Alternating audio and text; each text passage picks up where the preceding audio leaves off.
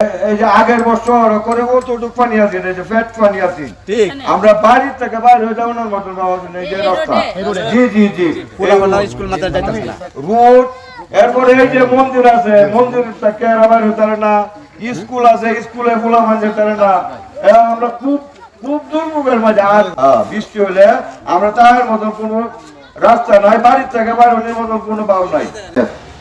বেতন পরে যারা কিনতেছে যারা শক্তি বলে এগুলা দখল করতেছে। আর আমরা যে পাশে বাড়িগুলো আছি সেই বাড়িগুলা বর্ষাকালে মনে করেন পানি উঠতে ভর্তি হয়ে যায়, পানি যাওয়ার কোনো রাস্তা থাকে না। কারগুলা যারা জমি কেটে কিনে ভরাট করছে তারাও শক্তি দেখা আমরা সাথে। বাহিরের লোকে জায়গা কিনে মাটি কালবাট ভরাট করতেছে, আমাদের খুব সমস্যা হইতেছে। আমরা চলতে পারি না, গাড়ি ঘোড়া রাস্তায় পার করতে পারি না, এই অবস্থার মধ্যে আমরা আছি। ওইটা আমাদের সরকারের প্রতি আমাদের আবেদন, আমাদের খাল এইগুলা করার জন্য। এই বলে এলাকার মানুষ রাস্তা দিয়ে আসতে পারে না, পানি বন্ধ হয়ে যায়, প্রত্যেকটি মানুষ বিপজ্জনক। দৌড়ে বাসুর গত সামনে বন্যায় আমাদের এগুলা বেশ পাশে নিয়ে গেছে এবং রাস্তাঘাটে মানুষ চলাচল করতে পারে না। আবার 60টা খালবাট ইতিমধ্যে বদ্ধ হয়ে গেছে। সামনে একটি খাল আছে, খাল খনন করার জন্য আপনাদের কাছে বিনীত আবেদন করি। জলদুর্ভোগের হাত থেকে বৌলায় মূল শতাব বট্টাচাচি পাড়ার এই জনগুরুত্বপূর্ণ খাল এবং এই যে নর্দমা যেদিক দিয়ে পানি বিলে নামে, এই খাল অবৈধভাবে তারা ভরাট করতেছে। আমাদেরকে এই বৌলায়ের মানুষ জানিয়েছে। আমরা এর জন্য যেসব জায়গায় বা কর্তৃপক্ষের কাছে কথা বলা লাগে আমরা কথা বলেছি, এবং আমাদের আজকের যে মানববন্ধনটা এবং এই যে স্মারকলিপি প্রদানটা মূলত তাদের পরামর্শেই আমরা এখানে দাঁড়িয়েছি। আমরা চাই যে বর্ষায় যখন আমরা এই রাস্তাতে আসি তখন এই রাস্তার মধ্যে হাঁটু সমান পানি, কারণ পানি ওই এলাকার সমস্ত পানি দিক থেকে এদিকে নামে। পানি সঞ্চালনের যে লাইন টোটালটাই বন্ধ করে দেওয়া হয়েছে। এখানকার স্থানীয় মানুষ বারবার বলার পরেও সরকারি জায়গায় যে খাল, সরকারি জায়গায় যে নর্দমা, যে পানির যে ড্রেন, সেটা তারা যে যার মতো করে বন্ধ করে ইমারত বা বাড়িঘর নির্মাণ করতেছে।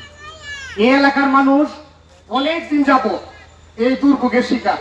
বিশেষ করে বর্ষায় জলাবদ্ধতা একটা বিশাল বিষয়। এই যে আমরা যেখানে দাঁড়িয়ে আছি এই রাস্তাটুকু পর্যন্ত পানিতে তলিয়ে যায়।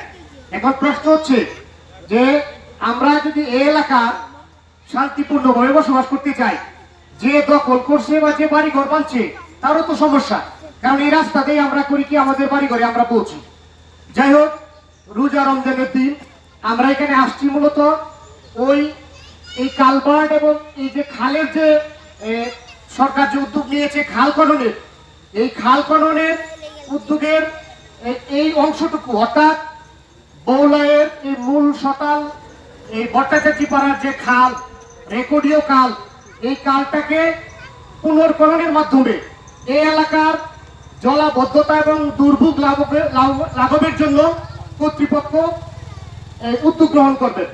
আমি যদি বলতে চাই যে অবৈধভাবে যারা খাল ভরাট করে এবং ড্রেন কালভার্ট বদ্ধ এবং জলাবদ্ধতার সৃষ্টি করে তারা মূলত রাষ্ট্রীয় অপরাধের শামিল এবং আইনিভাবে তারা অপরাধী। সম্মানিত উপস্থিতি, ইতিমধ্যে আমরা আজকে এখানে একত্রিত হয়েছি যে বিষয়টি নিয়ে পরিবেশ নষ্ট হয়ে যাচ্ছে, আমাদের বসবাস অযোগ্য হয়ে যাচ্ছে। এতক্ষণ ধরে যা শুনে আসলাম যে বর্ষা আসলে এখানে হাঁটু পানি বুক পানি হয়ে যায়, এখানে মসজিদ মন্দির স্কুল সবগুলা পানির নিচে কয়েক ফুট তলিয়ে থাকে। এটা তো কোনো বাসযোগ্য জীবন হতে পারে না। কেন এভাবে আমাদের বসবাসের অযোগ্য হয়ে পড়ছে, এটা আমাদের বিবেচনা আনতে হবে।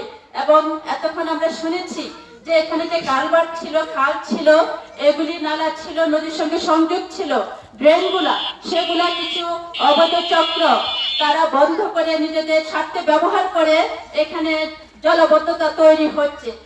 তার জন্য আমি বলতে চাই যে এখনই আমাদের উচিত, আমাদের কি করা উচিত, এই এলাকাবাসীকে নিয়ে আমরা প্রশাসনের সঙ্গে যোগাযোগ করব। বর্তমান যে মাননীয় সম্মানিত আমাদের সংসদ সদস্য। আমরা কিন্তু উনি সংসদ হওয়ার আগেও মাজার ভাইয়ের সঙ্গে কথা বলেছি, পরিবেশের উপর ওনার একটা দৃষ্টি যেন থাকে। আমরা এই এলাকাবাসীদের নিয়ে ওনার সঙ্গে কথা বলতে পারি যে ড্রেন এবং কালভার্ট গুলি বন্ধ করা হয়েছে এবং নদীর সঙ্গে সংযুক্ত অংশগুলো যেন অতি দ্রুত খুলে দেওয়া হয় এবং এই এলাকাবাসী যেন সুস্থভাবে বসবাস করতে পারে সেই ব্যবস্থা করা হয়। সেটা আমাদের বাবার পক্ষ থেকে আপনাদের জন্য করা হবে এবং এলাকাবাসীকে এবং সাংবাদিক ভাইদেরকেও আমাদের সঙ্গে থাকতে হবে। আমরা জানি সাংবাদিক ভাইরা হলে সমাজের দর্পণ। আমরা ঘরে বসে আমরা জানতে পারি কোথায় কি হচ্ছে, কোথায় নষ্ট হচ্ছে, কোথায় ভালো হচ্ছে, কোথায় মানুষ কষ্ট পাচ্ছে। এই জন্য আপনারা হলেন সমাজের দর্পণ।